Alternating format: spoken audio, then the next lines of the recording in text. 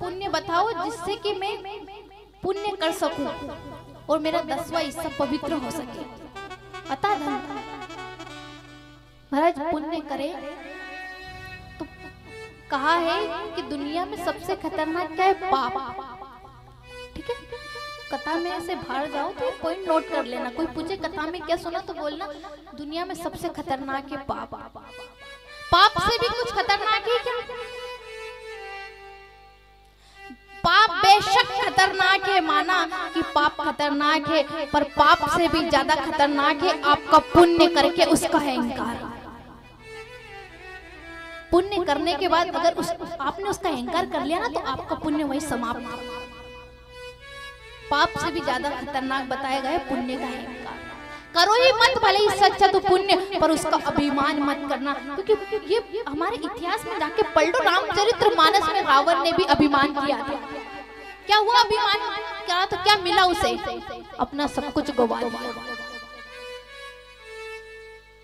इसलिए दान करो तो उसका अभिमान मत करना। राजा बलि ने शुक्राचार्य जी से पूछा कि मैं अपना दान करना चाहता हूँ, तो आप कृपा करके मुझे कोई ऐसा साधन बताओ जिससे मैं दान कर दूं और मुझे अभिमान भी ना हो। शुक्राचार्य जी ने कहा कि आप यज्ञ का आयोजन रखो, उसमें जो भी ब्राह्मण आएंगे, जो भी श्रद्धालु आएंगे, उनको इच्छा अनुसार आप दान दे देना। देवताओं ने सोचा कि ये सही मौका है, अभी इसी समय हमें हमारा राज्य मिल सकता है। उसी समय देवताओं की प्रार्थना से कश्यप भगवान और माता अदिति के घर भगवान वामन रूप में प्रकट। बोलिए वामन भगवान की जय। देवताओं के कार्य को करने के लिए भगवान आज माता अदिति और कश्यप भगवान के यहाँ प्रकट, उनका प्रागट्य हुआ। इधर राजा बलि यज्ञ कर रहा है।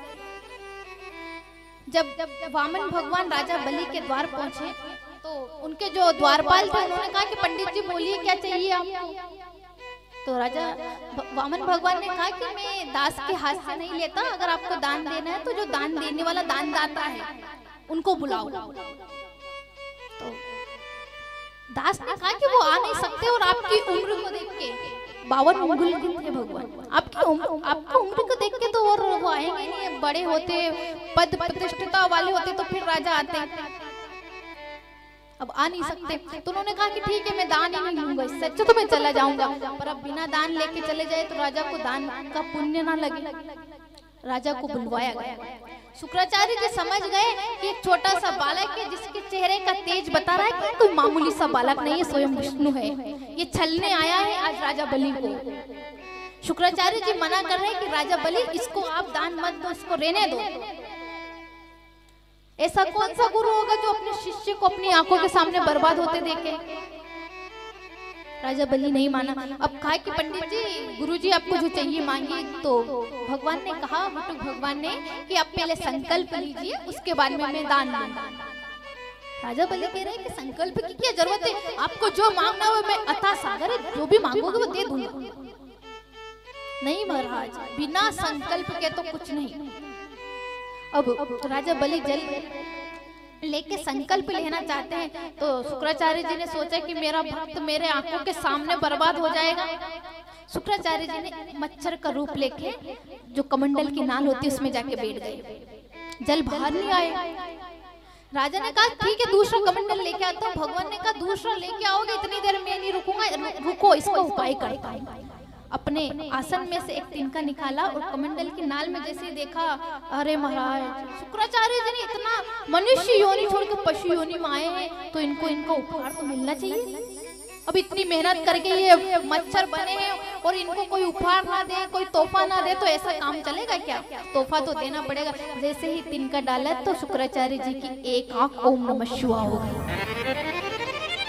शुक्राचार्य जी चले गए और राजा बलि को श्राप दे दिया कि तुम लक्ष्मीहीन हो जाओ। संकल्प लिया और अब संकल्प लेने के बाद जब कहा कि मांगो तो क्या मांगा? सिर्फ 3 पैर भूमि चाहिए। राजा बड़े हंसे कि संकल्प दिलवाया और सिर्फ 3 पैर भूमि चाहिए। अरे पंडित जी कुछ बड़ा मांगो, कुछ अच्छा मांगो।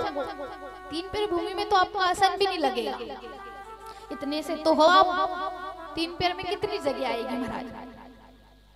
भगवान ने कहा कि मुझे सिर्फ चाहिए तो 3 पैर चाहिए, इससे ज्यादा ना तो इससे कम और ना इससे ज्यादा।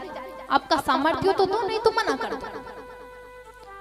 राजा बलि ने कहा कि अरे आप ऐसा करो, आपका विवाह करवा देता हूँ मैं। भगवान ने कहा ठीक है, विवाह करवा दोगे, उसके बाद कहाँ रहेंगे हम?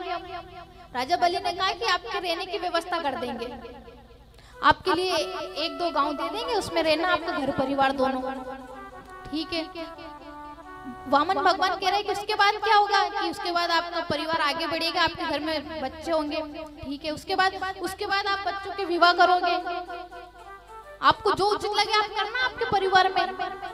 वामन भगवान कहते हैं फिर उसके बाद क्या, समय अवधि अनुसार आप अपने शरीर को छोड़ दोगे या फिर आपकी पत्नी शरीर छोड़ के चली जाएगी।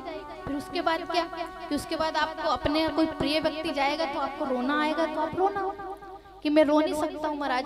तो राजा बलि कहते हैं कि रोने के लिए कोई मजदूर तो भेज नहीं सकता हूँ, आपका अपना व्यक्ति मरेगा तो आपको ही रोना पड़ेगा, बाहर वाला थोड़ी आके रोएगा। तो वामन भगवान कह रहे हैं कि ऐसा काम ही ना करे ना जिसके लिए बाद में रोना पड़े, इसलिए मुझे विवाह नहीं करवाना। आप तो 3 पैर भूमि बोलते हो तो ना।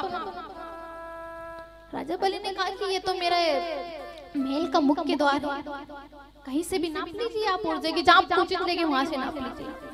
जैसे ही कहा उसी समय मेरे प्रभु ने विराट रूप धारण कर लिया। पहले पैर में प्रभु ने धरती पताल को नाप लिया, दूसरे पैर में प्रभु ने त्रिलोकी को नाप लिया, और दूसरे पैर के अंगूठे ने प्रभु ने ब्रह्मलोक नापा।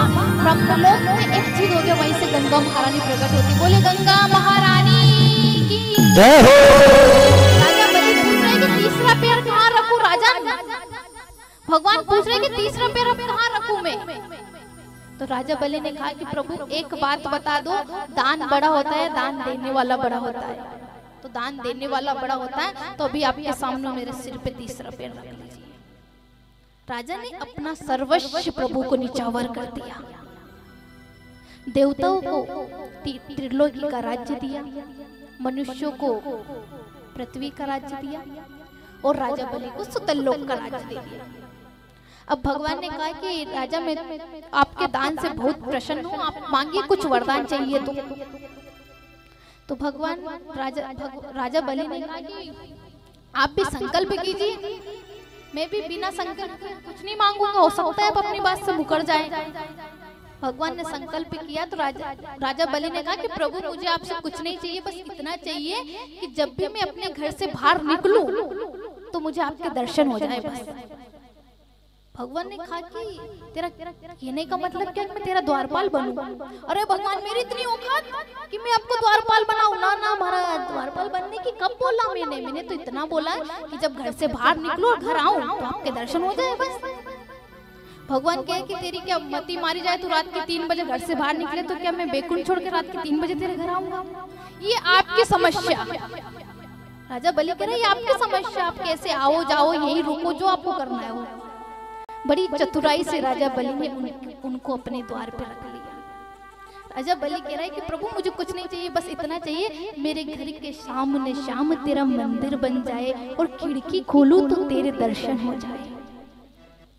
और राजा ने भगवान को बिठा लिया, और राजा ना बाहर जा रहा ना भीतर आ रहा, बस वहीं बैठ के टुकटुकी लगा के भगवान को देख रहा है।